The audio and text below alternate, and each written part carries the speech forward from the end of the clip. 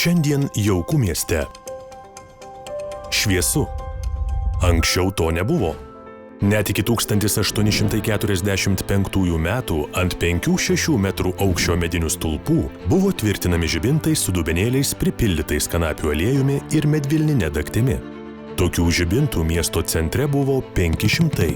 Vakare žibintus įžiebdavo, dagtis rūko ir smilko, o žibinto stiklai visuomet būdavo aprūkę. Paryčiais gesindavo, jeigu jų neužpūsdavo vėjas arba jie patys neužgesdavo.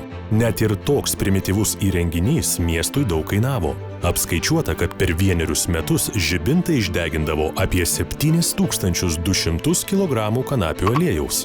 Nors miesto gatvės buvo apšviečiamos tik 8 mėnesius per metus. Tai yra nuo rugsėjo iki gegužės pradžios. Žibintus įžiebdavo po valandos saulei nusileidus ir gesindavo 2 valandą nakties. Naktį išėjusiems į gatvę reikėjo nešti su savimi žibintą. Šio reikalavimo pažeidėjai buvo baudžiami 1 rublio bauda. Žibintus prižiūrėjo, įžiebdavo, gesino ir valė miesto žibintininkai. 1903 metais atidaryta pirmoji elektrinė Žvejų ir Eidukevičiaus gatvių sankirtoje, kurios statybai miesto valdžia skyrė 680 000 rublių. Šios elektrinės galingumas siekia 500 kW. Pirmiau buvo lemputės labai neefektyvios ir trumpai veikiančios su anglies įdėklų degimo. Vėliau jau atsirado Edisono lemputė kaitrinė. Tik tai kaitrinės lemputės buvo Vilniaus mieste naudojamas apšvietimo žibintuose iki maždaug 54 metų.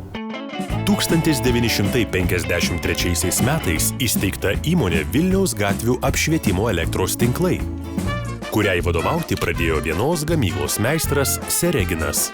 Deja, jis ilgai neužsilaikė ir 1954 metais jo vietą pakeitė žvejys Barabašas. Tuo metu buvo skiriami nekvalifikuoti vadovai, neturintys jokio supratimo apie elektrotechniką, bei neįsivaizduojantis, kas yra eksploatavimo technikos taisyklės. Bėgant metams Vilniaus mieste gerokai išaugo šviestuvų skaičius ir pasikeitė net 6 šviesos šaltinių kartos. Apšvietimo istorija prasidėjo nuo anglies lempų. Tačiau vystantis miestui apšvietimas vis tobulėjo, kaitrines lempas keitė liuminescencinės, jas gyvsidabrio lempos. Vėliau gatves apšvietė natrio dujų lempos, o šiuo metu mieste šviečia LED šviestuvai. Natrio lempos ilgą laiką buvo naudojamos dėl to, kad iš seno tipo lempų jos buvo pačios patikimiausios, tačiau dabar visas pasaulis pradeda pereidinėti prie naujų šviesos diodų lempų, kitaip tariant, prie LED šviestuvų. 2018 metais lapkričio 14 dieną Vilniaus gatvių apšvietimo elektros tinklai pakeitė ir įregistravo naują pavadinimą – uždaroji akcinė bendrovė Vilniaus apšvietimas. Naujas pavadinimas – naujai išsikelti tikslai.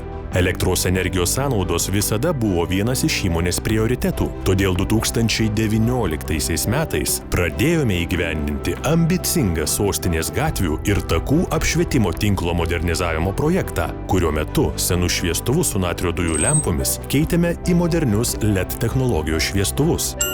Tai itin sumažino elektros energijos suvartojimą mieste. Projektas buvo įgyvendintas ir pasiekti visi rezultatai. Tai leido sumažinti CO2 anglies dioksido išmetimą į aplinką, dėl ko Vilniaus miesto gyventojai ir svečiai kvėpuoja žymiai geresnių orų.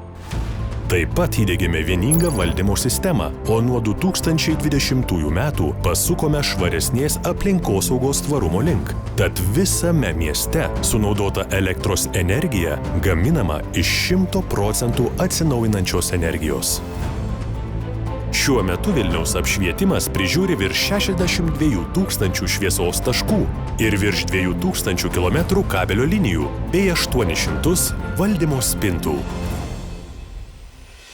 Tapome ambicingi, diegiame inovacijas. Siekiant optimaliai paskirstyti apšvietimo intensyvumą mieste, naudojame nuotolinę apšvietimo valdymo sistemą, kuri suteikia galimybę įjungti ir išjungti apšvietimą stebėti ir fiksuoti gedimus bei reguliuoti pritemdymą skirtingų tamsiuoju paros metu.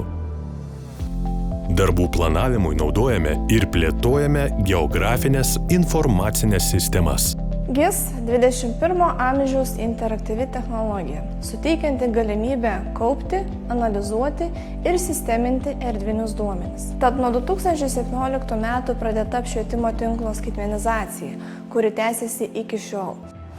Modernizavus apšvietimo tinklą siekiame kuo efektyviau išnaudoti esamą infrastruktūrą. Todėl veikiai jau 2022 metais sukūrėme unikalią paslaugą Vilniaus miesto gyventojams – elektromobilių įkrovimo stoteles tiesiai nuo apšvietimo stulpų.